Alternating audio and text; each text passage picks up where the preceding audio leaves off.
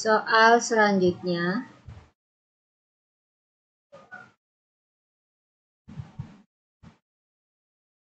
contoh sikap yang mencerminkan nasionalisme di era globalisasi adalah. Jadi kalau era globalisasi ini kita bisa mencerminkan nasionalisme ini dengan semangat cinta tanah air, bisa juga bangga terhadap hasil karya bangsa sendiri, dan juga senantiasa kita itu bersatu padu dalam membela bangsa dan negara. Jadi yang lebih tepat di sini, kalau kita lihat adalah nasionalisme itu adalah kebersamaan kita dalam berjuang. Jadi yang lebih tepat di sini berjuang. Nah, nasionalisme yaitu kebersamaan dalam berjuang. Berarti jawaban yang lebih tepat itu adalah yang A.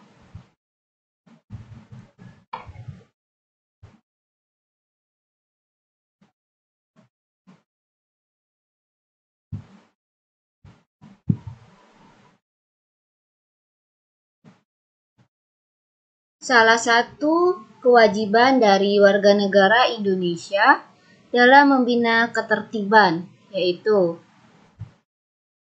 kalau yang A, mentaati panggilan negara melaksanakan wajib militer. Di Indonesia ini tidak ada wajib militer ya, berarti yang A ini kurang tepat. Kita lihat di sini adalah membina ketertiban. Kemudian selalu aktif menjaga keamanan lingkungan di malam hari. Ini biasanya tugas Siskamling, cuman ada beberapa daerah kan yang tidak menerapkan ini. Biasanya ada yang satpam yang jaga malam atau yang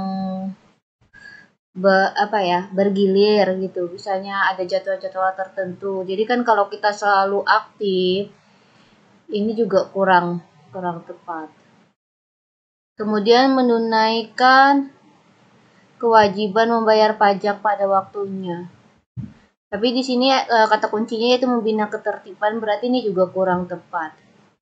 Kemudian salah satu kewajiban setiap WNI membina ketertiban, mentaati aturan. Nah, di sini ada kata kuncinya membina ketertiban berarti mentaati aturan. Kita wajib mentaati segala aturan dalam kehidupan berbangsa, bermasyarakat, dan bernegara supaya hidup kita itu bisa tertib.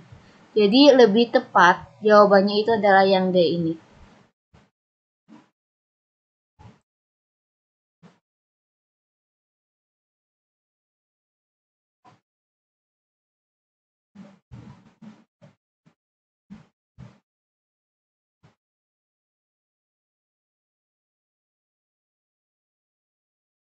Bukti bahwa perjuangan bangsa Indonesia melawan penjajah sesuai piagam PBB yaitu adanya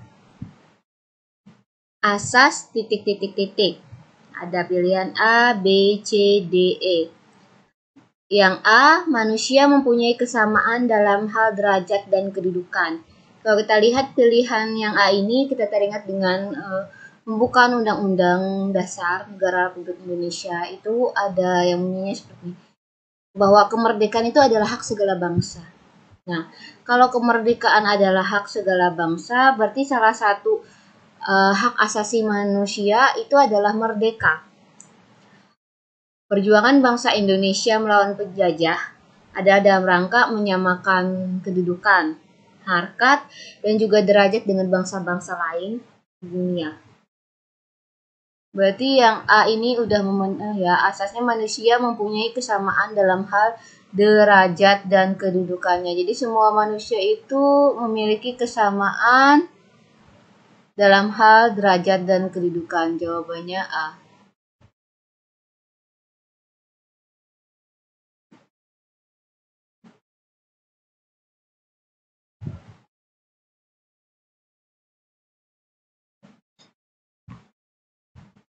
Koperasi merupakan bentuk perekonomian yang demokratis dan sangat mendukung tujuan pembangunan nasional, yaitu pemerataan kesejahteraan karena koperasi.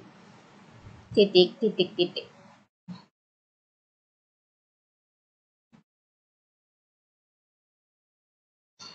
Koperasi ini mempunyai asas kekeluargaan. Sesuai dengan bunyi pasal 33 ayat 1, di perekonomian itu disusun sebagai usaha bersama berdasar atas asas kekeluargaan. Jadi kita lihat yang pertama, yang A itu berusaha untuk memajukan warga masyarakat miskin.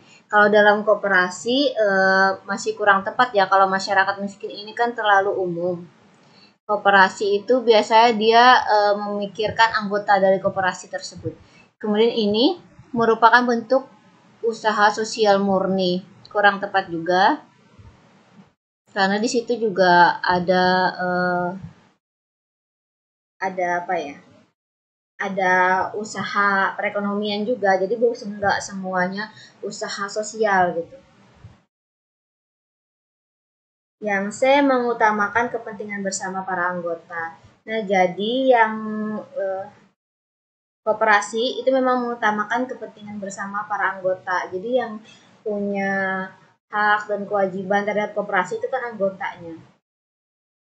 Jadi kepentingan bersama para anggota ini diutamakan dalam koperasi. Kesejahteraan mereka diutamakan. Jawabannya adalah yang C.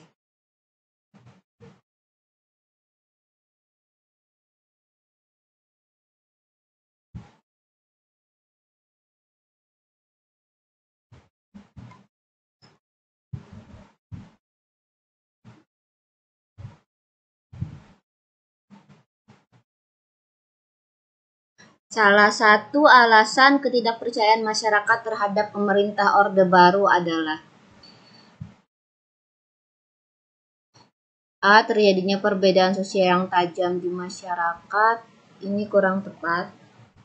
Jadi kalau saat Orde Baru itu terjadi krisis.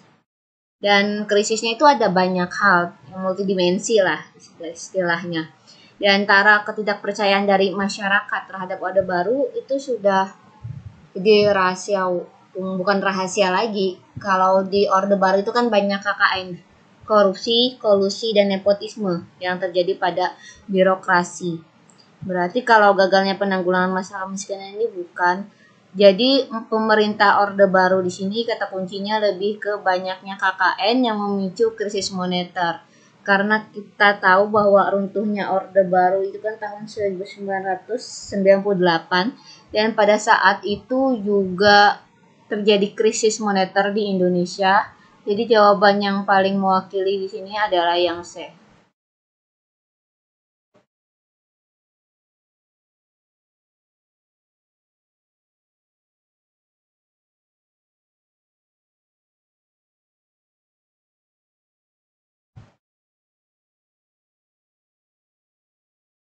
Dalam memanfaatkan sumber alam yang terkandung di wilayah Indonesia, perlu diperhatikan kesinambungan kesejahteraan bangsa. Maksudnya adalah di sini kata artinya ini ya, kesinambungan kesejahteraan bangsa. Berkesinambungan berarti berkelanjutan. Di sini ada pilihan dari A sampai E. Yang A ini kesejahteraan sekarang belum tentu masa lampau sejahtera. Ini kurang tepat karena kita ingin diperhatikan itu kesinambungan. Berarti seterusnya masa depan terus sejahtera. Kemudian generasi yang akan datang adalah generasi penerus. Ya memang generasi yang akan datang ini adalah generasi penerus. Tapi di yang pilihan B ini tidak menunjukkan kata bahwa generasi penerus itu juga harus sejahtera, jadi kurang tepat. Kemudian jumlah penduduk tetap seimbang, ini juga kurang tepat. Pendapatan per kapita tetap, saya rasa ini juga kurang tepat karena harapan kita pendapatan per kapita itu bisa meningkat terus menerus. Kemudian generasi yang akan datang pun perlu menikmati kesejahteraan. Jadi pilihan yang lebih tepat ini E ya, karena di sini kata kuncinya adalah kesinambungan kesejahteraan. Berkesinambungan artinya berkelanjutan, berarti generasi yang akan datang, di sini kata kuncinya generasi yang akan datang, itu perlu menikmati kesejahteraan. Karena kesejahteraan itu diharapkan kesejahteraan rakyat itu tidak cuma berlangsung saat ini, harapannya secara terus-menerus, baik di generasi sekarang maupun generasi berikutnya atau generasi yang akan datang.